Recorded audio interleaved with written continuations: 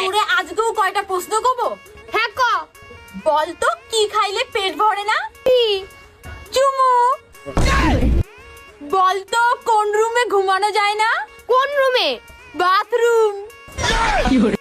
বলতো কোন কুল খাওয়া যায় না? কোন কুল? স্কুল। বলতো মানুষ না কিন্তু দাঁড়িয়ে আছে কার? কার? ছাগলের। বলতো কোন শাড়ি পরা যায় না? কোন শাড়ি? মশারি। বলতো স্নান করার পর কোন জিনিস ছোট হয়ে যায়? কোন জিনিস? সাবান। আর বলতো কোন জিনিস মহিলারা বছরে একবার কেনে? কি? রাখি।